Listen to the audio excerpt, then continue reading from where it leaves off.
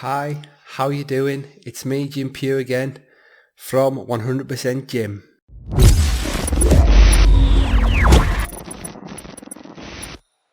Today, we are going to be continuing with the 7 Steps to Financial Freedom and Independence course, part 2 of 7, which is all about paying off your debts using the Snowball and Avalanche method. Now, I've had debts before, and I didn't really know about this method at the time, but I kind of was subconsciously doing it, but I also use a different method as well, which I'll tell you about later on during the course, so make sure you stay till the end. And just a little warning, if you haven't done part 1 of the course, it's not really a warning, it's more advice. It's a good idea to go back to part 1 because that gives you the sort of mindset and ways to save money. So you'll definitely be able to pay off your debts much faster. So it's definitely worth going back to watch part 1 if you haven't done so already. But if you have, let's get straight into it. So, yeah, this is the course. Exactly like I said, part 2 is 7, paying off your debts using the Snowball and Avalanche methods.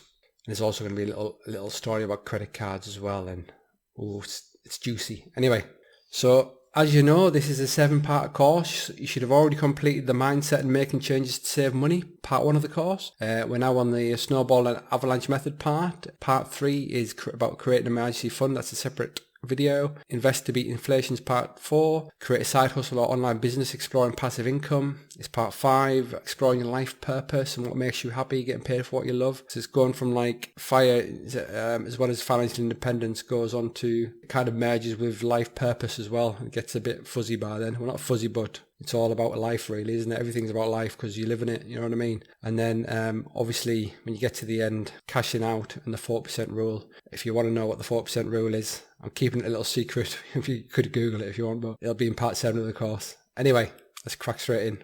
So what we're going to be covering in the course is, first of all, why tackle debt first, then what is the Snowball method, what is the Avalanche method, using a mixture of both, using a 0% credit card offer to help consolidate your debts, and what's next, emergency funds or investments. So straight in. So why tackle debts first? Basically, guys and girls, you're giving away money.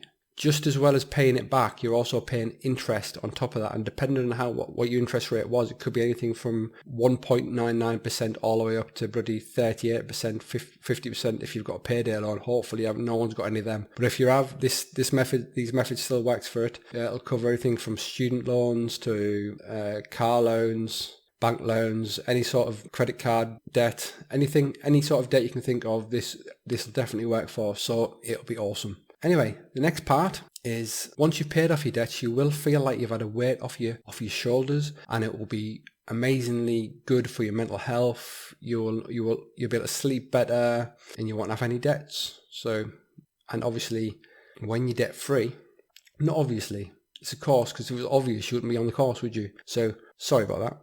So what happens after you've paid off your debts, you'll be able to use that money to then either save for the emergency fund or save for extra things, holidays and stuff, or invest, which is all part of the FIRE journey. So debt-free is the only way to approach FIRE. But when you come to mortgages, would you consider that a debt? Now, it is a debt, but it's a debt that's going towards an investment. So you can pay off your mortgage early. There's ways to do it with overpayments, and I will now show you as added bonus an overpayment calculator. I will put this link in the description. This is the Money Saving Expert website, and that's the founder up there, Martin Lewis. He's been around for years. He's been on TV in the UK, and he's a good guy, switched on cookie. Anyway, on his website he's made this overpayment calculator. So I've got an example here already set up. This goes by an example if you've got £34,000 left to pay on your mortgage and you've got 25 years left and your monthly repayments are £399. So if you scroll down, it says here that you would pay that every month. It would take you 25 years, and after you've paid it all off, you'll pay over £25,000 in interest, because that's how much you'll pay and that's how much you started with. So £25,000 in interest, we can easily reduce that. Now you might think, oh, well, what difference does overpayments make? Now this calculator it's not an exact art because it doesn't take into account fixed terms and variable rates and stuff like that, but it's a good example. There will be a link for this, and there will be a link, I will put a link for a proper spreadsheet if you want to get your exact figures in it to work it out. It's available online, but I'll put the link. But anyway, this is just basically it's good. Just stick with me.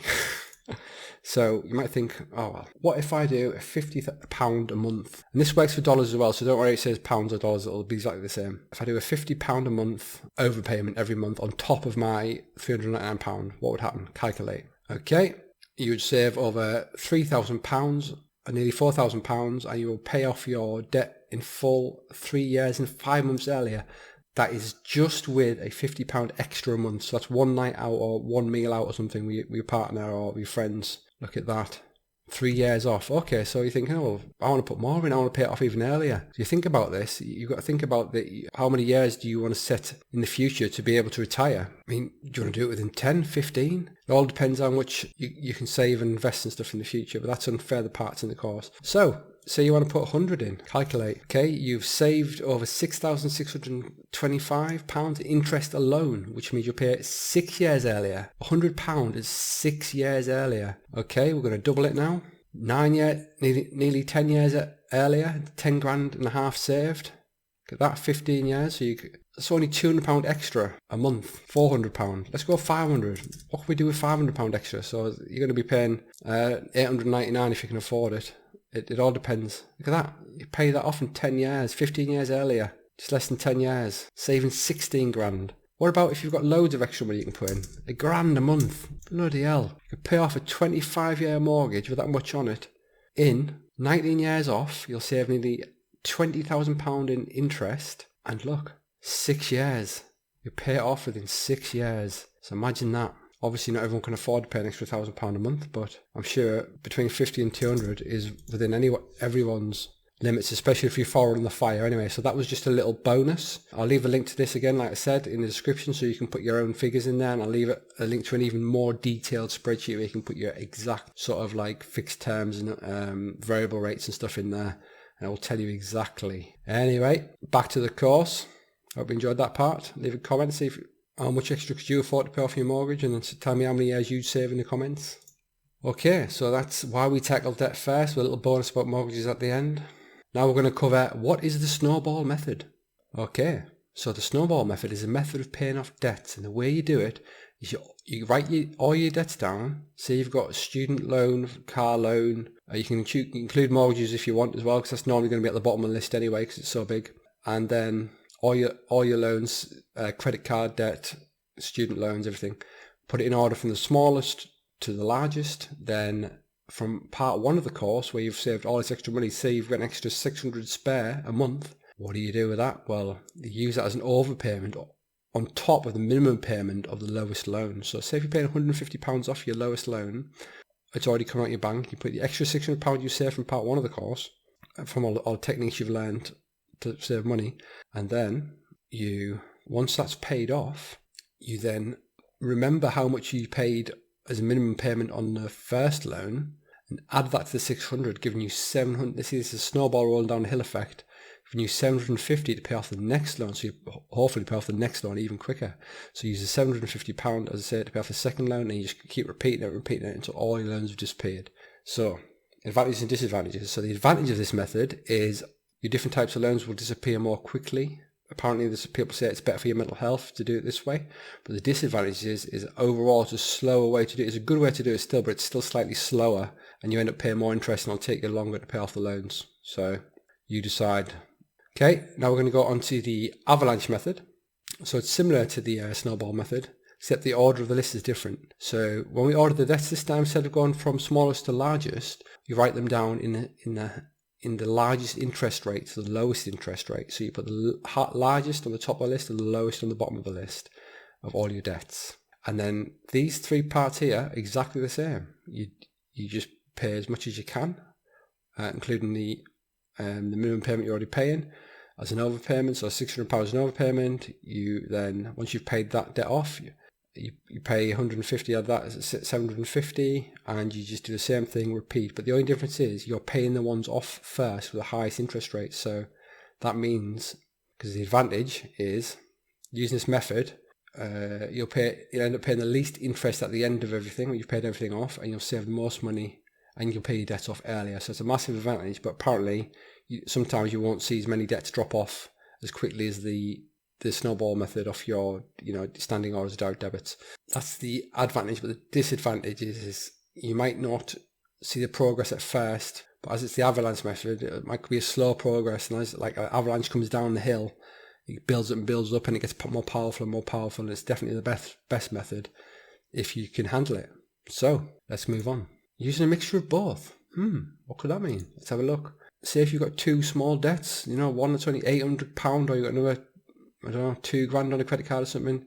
You'd use the Snowball method to pay them off first, the first two. Then any other bigger loans you've got, you then reorganise it. Instead of smallest to largest, you put the largest interest rate to the smallest in the order, and you finish off with the Avalanche method. And that way you can bat off the flies before attacking the beasts. It's a good way to think about it. At the end of the day, it's up to you and your personal situation, but let me know if you've paid off debts like this before in the past, or what your method was doing it. Put it in the comments below. Now, I'm going to talk about a method I've used before, which is using a 0% credit card offer to consolidate your debts. I have definitely used this method successfully in the past, and what I did is I already had a credit card debt, and it was starting to charge me interest. So what I did was I got a second credit card, which offered me over 1 year interest free. So I did a balance transfer to that one. There was a small fee, and sometimes you've got to work out if the fee is going to be more than the interest you pay over time. You could probably do that with a spreadsheet or an online calculator. But if it works out that the fee they charge you is less than the actual interest you pay over time, it will definitely be worth doing, and you can feel good that you've got a 0% debt to pay.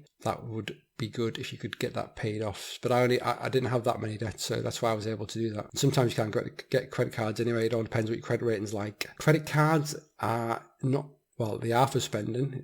People can use them for spending, but using the FIRE method, you don't use them for spending. You use them as a tool, because they can be a tool for your benefit, but they can be dangerous. So don't be tempted to spend on your credit card. Use it as a tool. But what if you haven't got an emergency fund, and you do have an emergency, and you don't want to go into your overdraft? That could be a caveat. You could use a credit card for that, and then maybe use a second one if you can't pay it off in time to get a 0% deal.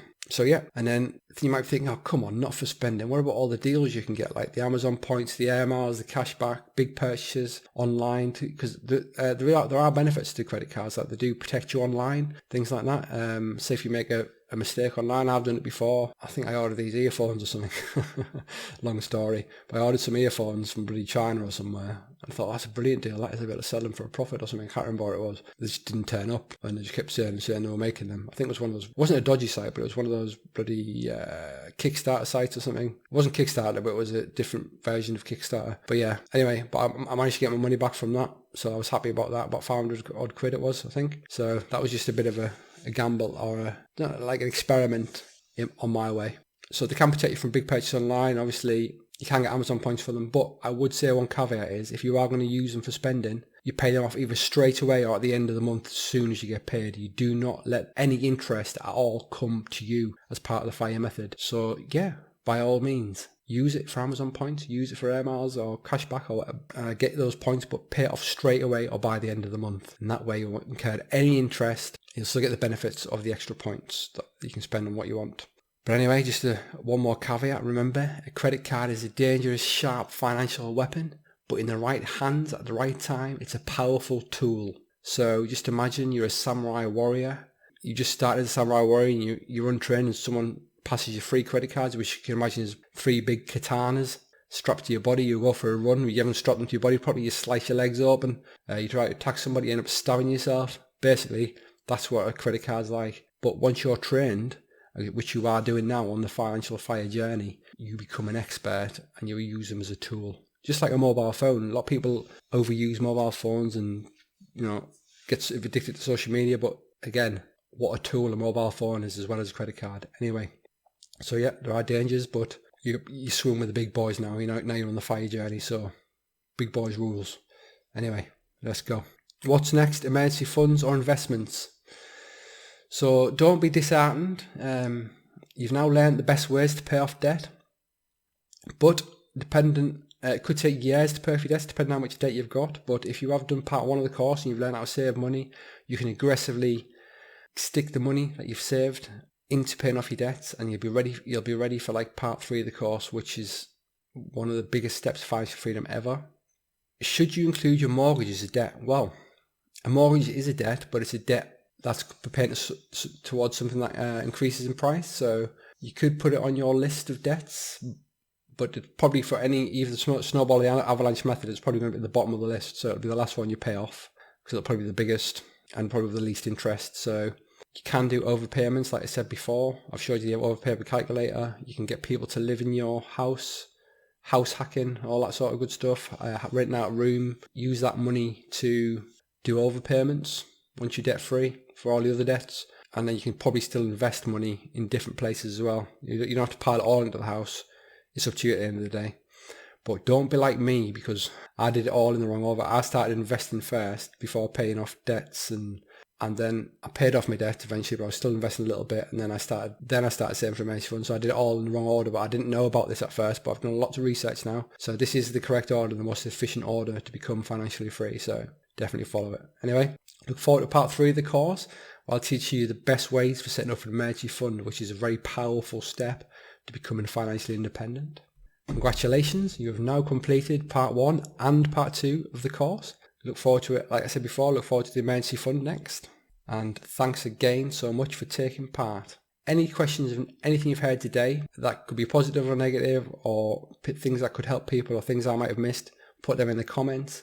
Don't forget to consider subscribing. It really helps me out. Like the video, because that helps with the algorithms on YouTube. Don't forget to share the video with one friend or family member if you can. That would be really appreciated. Consider following me on my social media. I've got Instagram, Facebook, Twitter and Twitch. All linked in the description below. Also, if you're feeling very kind, small amount, please consider. I do this all for free. I spend a lot of time editing videos, making this courses, and doing the research. So if you do find value from it, consider a small donation to either PayPal or become a Patreon. Or I also accept crypto donations if you're that way inclined. So thank you. And I'll see you in part 2 of the course, which is... No, ignore that little error. That is a little error that I forgot to change. I will see you in part 3 of the course, where it's not the best way to pay off your debts. It is the best way to set up an emergency fund. Thanks again so much for watching. I will see you later on the next one. Bye.